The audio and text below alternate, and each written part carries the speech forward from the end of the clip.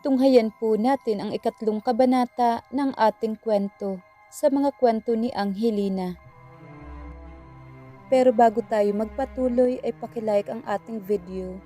Ganon din ang subscribe button, pati na rin ang bell icon para lagi kayong updated sa mga parating ko pang mga uploads.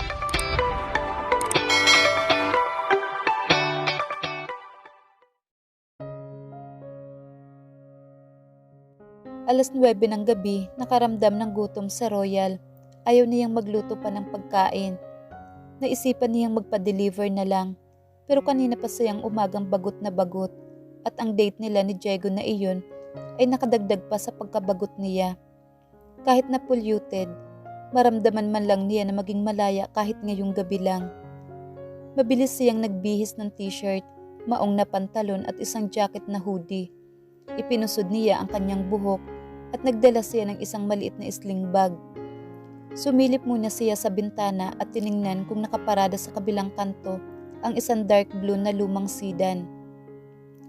Alam niyang pinababantayan siya ng ama sa gabi. Iniisip niya tuloy kung paano matatakasan ang mga ito. Napansin niya ang mahabang linya ng mga naka-side parking sa kalsada. Abot hanggang sa susunod na kanto ang pila ng mga nakaparadang sasakyan. Kung yuyuko siya habang naglalakad patungo sa kabilang kanto, ay di siya mapapansin ng mga nakabantay sa kanya. Pinatay ni Royal ang mga ilaw sa loob ng bahay at nag-iwan siya ng isang bukas na ilaw sa labas. Ito na ang kanyang nakagawian at sa tuwing ganoong oras, iisipin ng mga ito na tulog na siya. Naghintay siya ng ilang sandali bago niya dahan-dahang binuksan ang maliit na gate ng kanilang bahay at hindi niya ito masyadong binuksan. Pinagkasya niya ang sarili sa makipot na awang na gate bago siya mabilis na naglakad habang nakayuko patungo sa kabilang kanto at paminsan-minsan ay lumilingon sa kanyang likuran. At nang masiguro niya na walang sumusunod sa kanya, agad siyang pumara ng taxi at sumakay ng walang siguradong patutunguhang lugar sa kanyang isipan at hindi niya napansin ang isang figura na sumunod sa kanya. Hindi maalis ang ngiti sa mga labi ni Royal habang naglalakad siya sa kahabaan ng isang malaking mall. Bitbit ang isang milk tea. Nagpalingalinga siya sa magkabilang side na para bang isang bata na ngayon lang napagmasdan ang kanyang paligid. Pero yun ang kanyang pakiramdam na mga oras na yun. Sa tuwing lumalabas kasi siya, ay may oras siyang dapat na sundin. Kaya hindi niya nagawa kailanman ang mamasyal, yung bigla ang alis ng bahay nang walang destinasyon sa isipan. Yun kung saan ka nalang dalhin ng iyong mga paa. Ngayon ay alam na niya ang pakiramdam. Kahit papanandalian lang ito, ay masaya siya dahil sa unang pagkakataon ay nagawa niyang umalis ng bahay nang hindi nagre-report sa kanyang ama. Napansin ni Royal ang isang naka-jacket na lalaki at naka-hood din. Naglalakad iyon, pasalubong sa kanya. Hanggang sa makalagpas ito. Nagtaka na siya ngayon dahil sigurado siyang nakasalubong niya ito kanina at pangatlong beses na iyon. Hindi siya pwedeng magkamali. Napansin niya ang lalaki dahil sa patchwork ng jacket nito na nasa left side. Isa itong dragon na may nakapulupot na ahas. Binilinan siya ng kanyang ama na maging mapagmasid sa tuwing nasa labas siya. Pero dahil sa sobrang katawaan ay nakalimutan niya itong gawin. At ngayon na lang bumalik sa kanya ang instinct na iyon. Bahagya siyang uminom sa kanyang milk tea at nagkunwari siyang sinusundan ng tingin ang isang babae na may dalang aso. Nagkaroon siya ng dahilan para makalingon sa kanyang likuran nang di nahahalata at napagtantungan niyang tama ang hinala niya nang makita niyang sumusunod sa kanya ang lalaki. Bigla na siyang kinabahan. Wala pa namang nakakaalam kung nasaan siya. Pero ayaw naman muna niyang tawagan ang kanyang daddy at baka mag-heighten alert ito at magpadala ng SWAT team para sa kanya. Tapos nagkamali lang pala siya. Baka naman magagawa niyang makatakas sa pagsunod nito, ang sabi ni Royal sa sarili, habang kalmado pero unti-unti niyang nilalagyan ng liksi ang kanyang bawat hakbang. Ayaw naman niyang mapuna ng sumusunod sa kanya na napansin na niya ito at tinatakasan na niya. Dahil baka bigla itong kumilos ng masama sa kanya. Kunwari siyang huminto sandali para itapon ang plastik ng baso ng milk tea. Kumuha siya ng tissue at pinunasan ang kanyang kamay. Napansin din niya na huminto sa paglalakad ang lalaki. Nagsimula na siyang maglakad muli. At ngayon naman ay humalo na siya sa maraming grupo ng tao. May mahabang pila na naghihintay ng taxi at grab. Nang makakuha siya ng tiyempo, ay binilinsan na niya ang husto ang mga hakbang at paminsan-minsan na tumatakbo siya. Lakad-takbo ang kanyang ginawa. At paminsan na lumilingon siya at kita pa rin niya mula sa malayo ang imahe ng lalaki. Patuloy pa rin ito sa pagsunod sa kanya. Malakas na kalabog sa kanyang dibdib, pero pinigilan niya ang matakot. Hindi siya makapag-isip ng maayos kung mauunahan siya ng takot. Sa lakad-takbo na kanyang ginawa ay napadpad siya sa linya ng mga condominiums. Marami na rin ang tao na nasa labas. Mga naglalakad papasok at palabas ng condominiums. Humalo ulit siya sa maraming tao. Pero paglingon niya ay nagulat siya nang makita na nalalapit na naman ang lalaking sumusunod sa kanya. Hanggang sa may makita siya mga grupo ng babae na palabas ng isang condominium.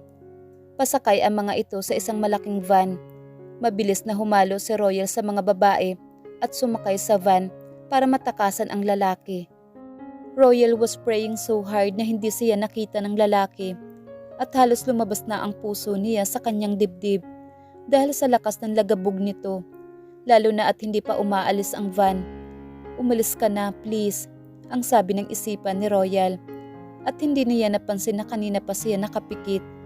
Narinig niya ang pagtatanong ng driver kung kumpleto na ang lahat at sumagot ang mga babae ng oo.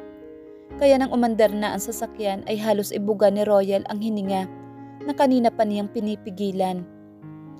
Pagdilat niya ay nakatingin ang lahat ng babae sa kanya.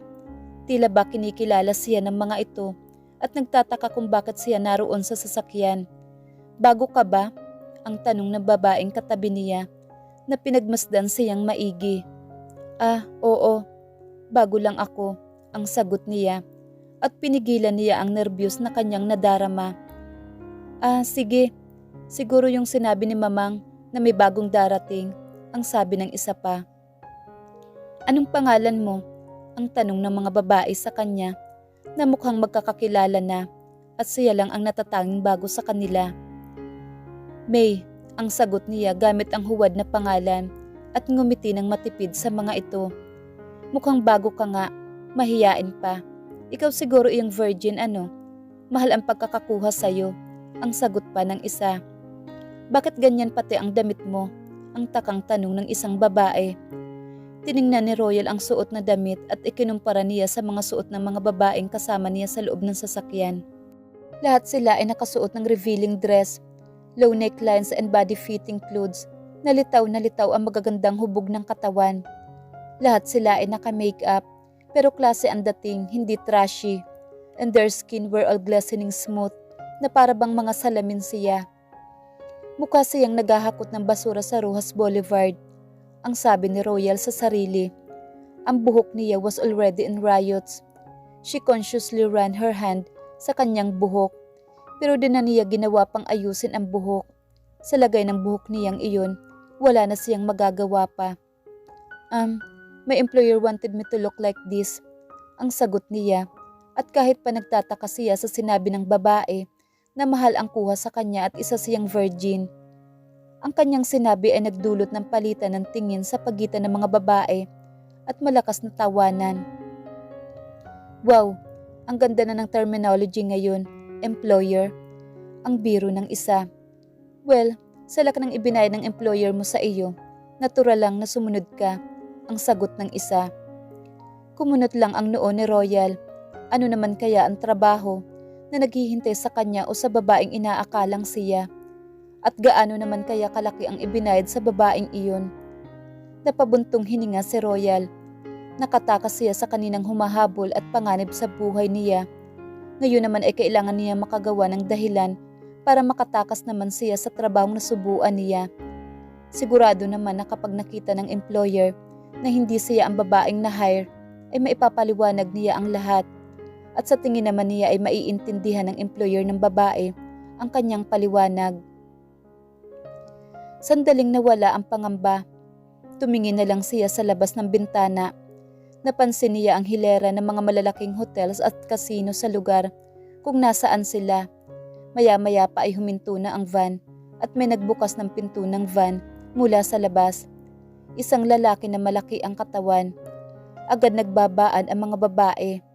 Hinintay pa muna ni Royal na makababa ang lahat bago pa siya bumaba. Napansin niya na nasa parking lot sila at nasa likod ng isang malaking building.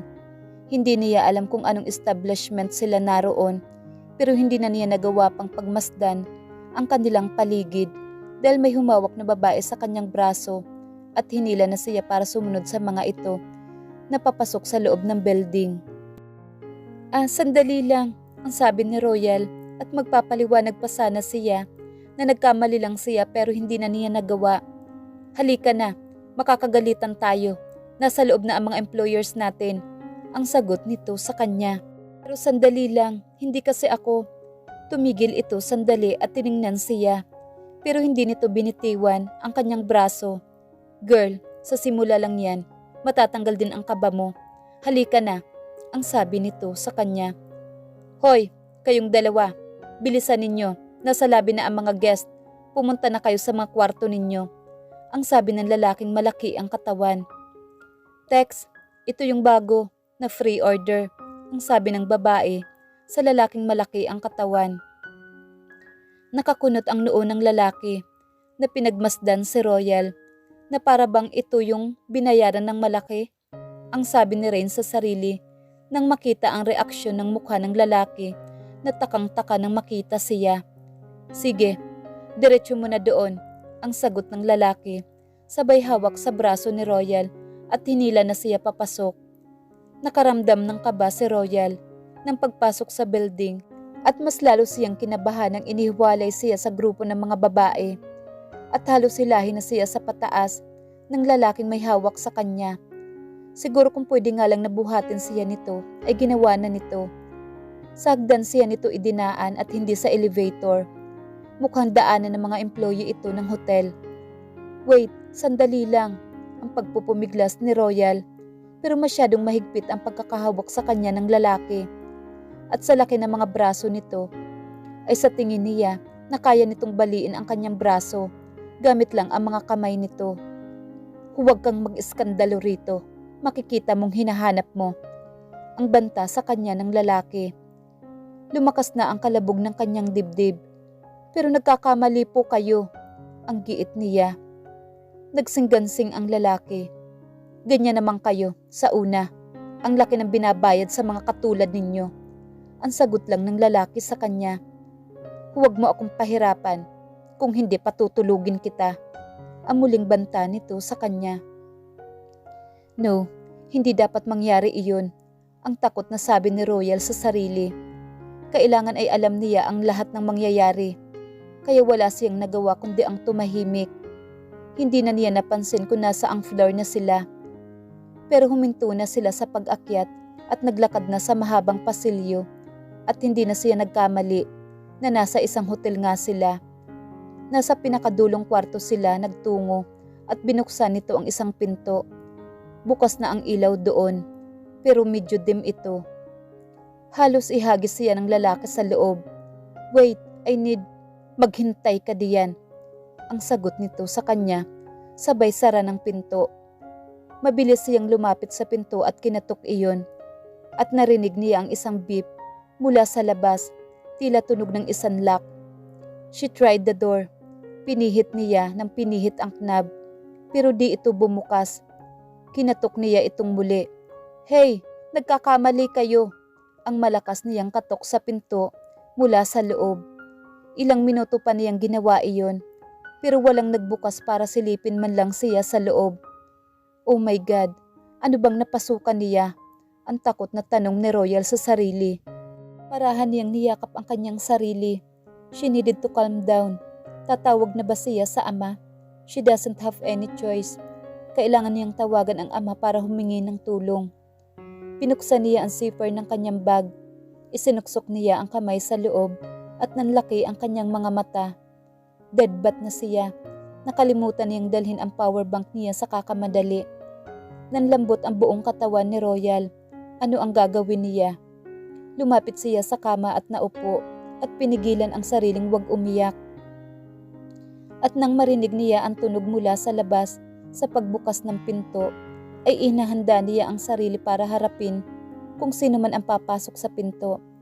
At nang bumukas ang pinto ay pumasok ang isang tao sa loob. Nanlaki ang mga mata ni Royal. Oh no, now she's in the deep trouble, ang sabi niya sa sarili. Well, what do we have here?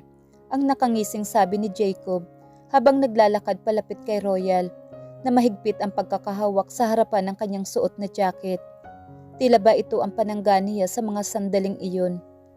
Kung sinuwerte ka nga naman, ang babaeng buwisit na buwisit ka at hinahanap mo para pagbayarin sa mga ginawa nito sa akin ay nakita kong muli.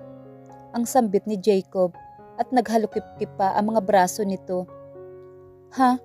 Kung minalas nga naman ako, ang lalaking hindi makamove on, sa bukol. Ang sagot naman ni Royal. Pwede ba tigilan mo na ang kalukuhan mo na vendetta sa akin? Jacob snorted. Ang sabi nito, while he shook his head.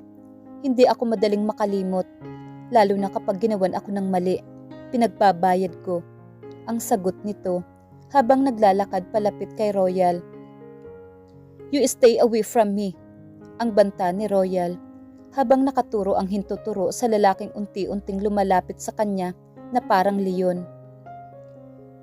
Jacob snorted. Alam ba ng boyfriend mo ang extracurricular activities mo sa gabi? Ang tanong niya. Then he realized something. Ang sabi sa kanya ni Edward na virgin ang babaeng kinuha nito. So it means, wala akong extracurricular activities. It was a mistake. Kaya nandito ako ngayon. Ang sagot ni Royal na lumalakas na ang kabog sa kanyang dibdib.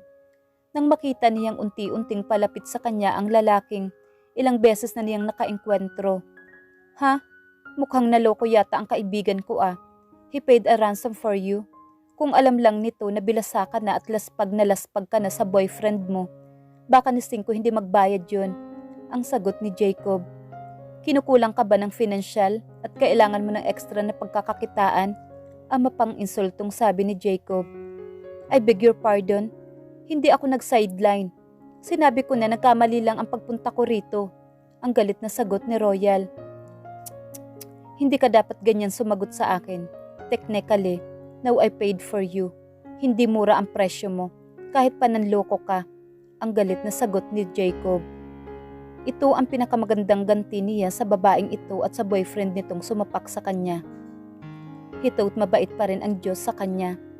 Simulan na natin ito at nang makarami tayo, kahit pa napamahal ako ng bayad sa iyo kumpara sa worth mo, ay susulitin ko ito. Ang sabi ni Jacob. Sa kanya hinubad ang suot niyang t-shirt at inihagis sa kama. Saka binuksan ang butones ng pantalon nito at bahagyang ibinaba ang zipper. Don't you dare come any closer. I'm warning you. Ang banta ni Royal. Kahit pa sa mismong mga tenga niya, ay alam niyang walang kalaman-laman ang banta niya rito. Nanlaki lang ang kanya mga mata nang hubarin nito ang suot na t-shirt at binuksan ng bahagya ang pantalon. Ano ba ang magiging laban niya sa lalaking ito?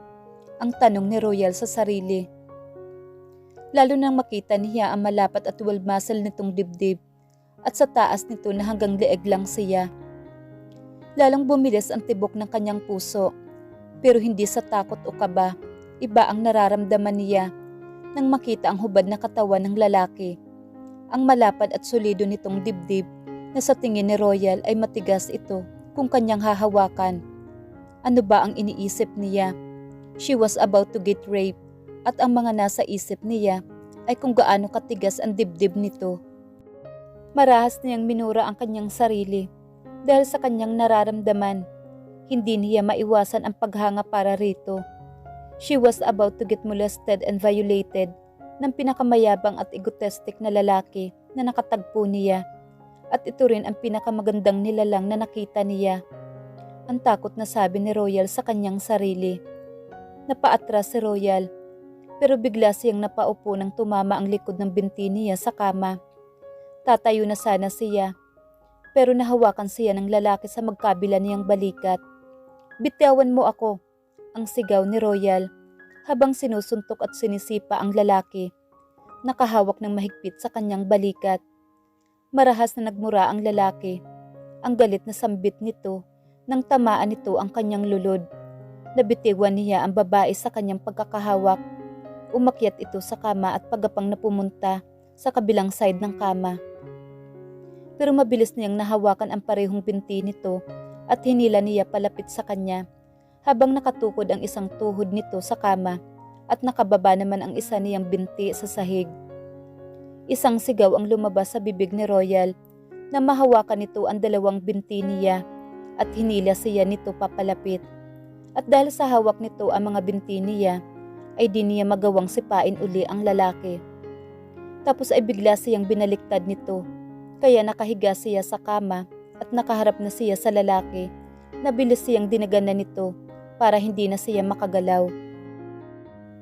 You know, I want my woman to be submissive at all times when it comes to sex. But now, I won't mind a little action. Sabi nga ng isang clenchie, mas gusto ko yung lumalaban, ang sabi ni Jacob sa tenga ng babae. Hinawakan ni Jacob ang kamay ni Royal and he pinned her hand above her head at nagpilit itong magpumiglas pero hindi na siya makagalaw. Di ako mahilig sa mga roleplay na sex pero as I have said, hindi na baling malugi ako sa binayad ko sa iyo, makaganti lang ako sa ginawa mong kahihiyan sa akin. Ang bulong ni Jacob sa tenga nito. Ibinaling muli ni Royal ang kanyang mukha. Halos matanggal na ang suot niyang salamin sa mata nang simula na siyang halikan ng lalaki na nasa ibabaw niya. Halos hindi na siya makahinga sa bigat nito, ni hindi niya maigalaw ang mga binti para tuhurin ang lalaking nakadagan sa kanya. Please, don't do this to me, ang nagmamakaawa niyang sabi, na mapagtanto niyang baliwala na ang pagpupumiglas niya. Mauubos lang ang lakas niya at ayaw niyang mangyari iyon hanggat maaari kung ma-rape man siya ay maaalala niya ang lalaking gumawa nito sa kanya dahil talagang magkakaroon ng delubyo pagkatapos nito. Pero natatakot pa rin siya at kahit pa sinabi sa kanya ng kanyang ama na huwag magpapakita ng kahinaan ay hindi niya mapigilan ang mapaluha. Natigilan si Jacob na makita ang luha na tumutulog sa mga mata ng babaeng dagandagan niya. He lifted himself up at dumapa patagilid sa tabi nito. Nanatiling nakahawak ang mga kamay niya sa mga kamay nito na nasa itaas ng ulo. My God, what has happened to him? Di sa hinagap hindi pa sumagi sa isip niya ang mang-rape ng babae. Kapag hindi ito willing, hindi niya ito pinipilit. Ganun na lang ba katindi ang nararamdaman niyang paghihiganti sa babaeng ito, who looks so scared and innocent? He lifted his face at gamit ang isang kamay ay pinahid niya ang luha sa pisngi nito. Then he lowered his head to her lips, that soft, pink lips na bahagyang nakabuka. Tila ba naghihintay na matikman. Don't cry. I'm sorry. Please, don't cry. Ang bulong ni Jacob sa mga labi nito. Ilang sandali pa ay marahan niyang dinampi-dampi ang kanyang mga labi sa malambot na pisngi nito, kung saan unang pumatak ang luha nito. Pagkatapos ay nagawin na ang marahan niyang paghalik sa mga labi nito. Hindi ito gumalaw o umiwas man lang sa kanyang mga halik. Ang tanging ginawa nito ay ang pumikit. Hindi alam ni Royal kung bakit hindi na siya makagalaw. Kahit pa inalis ng lalaki ang pagkakadagan sa kanya. Oo, nanatili itong nakadapa sa kanyang tabi, pero pwede na siyang pumiglas para makalaya sa pagkakahawak nito. Pero nang marinig niya ang soothing voice nito, ay halos nakadikit na sa kanyang mga labi. Biglang nanlambot ang kanyang katawan at nang madama niya nang marahan ang paghaplos ng kamay nito sa kanyang pisngi para pahirin ang kanyang mga luha na tumutulo sa kanyang pisngi. Di na niya mapigilan ang mapapikit at nang maramdaman niya ang marahang pagdampi ng mga labi nito sa kanya, ay tila ba may kuryenteng dumadaloy sa kanyang katawan. At ang inosente niyang mga labi ay tinutokso ng eksperto nitong mga labi. And for the first time in her 26 years, she let her guard down at hinayaan niya ang sarili na madala sa hindi pamilyar na pakiramdam. sa bagong ngunit masarap na nadarama. "Kiss me back," ang bulong nito sa kanyang mga labi. She slowly opened her eyes at tumambad sa kanya ang mga kulay abo na mata nito na nakatitig sa kanya. Para bang napasa ilalim siya ng hipnotismo nito at sumunod na lang siya sa sinabi ng lalaki. Inalis rin nito ang mga kamay sa pagkakahawak sa kanya, kaya malaya na niyang naigalaw ang kamay niya para hawakan ang pisngi nito at marahan niyang hinila pababa ang mukha nito para sa kanya para maglapat ang kanilang mga labi. Pero berhin pa ang kanyang mga labi. Hindi pa nito alam kung paano ang paghalik sa lalaking tulad nito na eksperto sa paghalik. Marahan niyang idinampi-dampi ang kanyang labi rito para bang nanunukso at narinig niya ang impit na ungol ng lalaki at idinikit nito ang mga labi sa kanya. Marubdob siyang hinalikan nito and she feel excited nang ipasok nito ang dila sa loob ng kanyang bibig na tila ba gutom na gutom sa kanya at gustong tikman ang kaloob-looban. Isang ungol din ang lumabas sa kanya at hindi na lang ang bibig nito ang naging abala sa kanya kundi pati na rin ang kamay nito. Hinawi nito ang jacket na suot niya and he pulled it off. Bahagya niyang iniangat ang katawan para maalis ang suot na jacket. "Don't be scared, baby," ang bulong nito sa kanya at sinimulan na nitong halikan ang kanyang leeg. Napapikit si Royal dahil sa kaliting na darama na gumapang sa buo niyang katawan at kung bakit hindi nga siya nakadama ng takot. Para bang tinutunaw nito ang takot na nadarama niya kanina. Sunod na inalis ni Jacob ang suot na t-shirt nito. Iniangat niya ang katawan para mahila pa itaas ang suot nitong t-shirt at tuluyan ng mahubad ang katawan nito. At para bang mababaliw si Jacob. Yes, has been with different woman every night, pero kakaiba ang dating sa kanya ng babaeng ito. Lalo na nang tumambad sa kanya ang malarosas nitong balat. Hindi na siya nag-atubili pa na tikman ang malambot nito at mabangong balat. She smelled the expensive, he thought. He started nuzzling the valley of her breast through her bra, and her hand started cursing her stomach. He heard a soft moan came from her lips, na halos magpatayo ng balahibo niya sa katawan. Ang inusunting ungol nito, tila ba ngayon lang ito nakadama ng ganoon. Tila ba siya ang pinakamagaling na lalaki when it comes from pleasuring woman. At lalo na siyang tinigasan, but ayaw niyang magmadali. He wanted to taste her whole body. Isang ungol ang lumabas sa kanya na maramdaman niya ang mainit na labi nito sa pagitan ng kanyang mga dibdib, na kahit pa may suot pa siyang bra, ay tila ramdam niya ang pagdampi ng labi nito sa kanyang balat. Ang mga kamay nito ay nakakapit sa buhok nito at sa bibig na siya humihinga. They were so engrossed with what happening between us, kaya hindi nila napansin ang kumusyon sa labas at ang beeping sound ng pinto. Kapwa sila nagulat nang biglang bumukas ang pinto at tumambad sa kanila ang grupo ng CIDG na may hawak na battering ramp na ginagamit sa pagbukas ng pinto.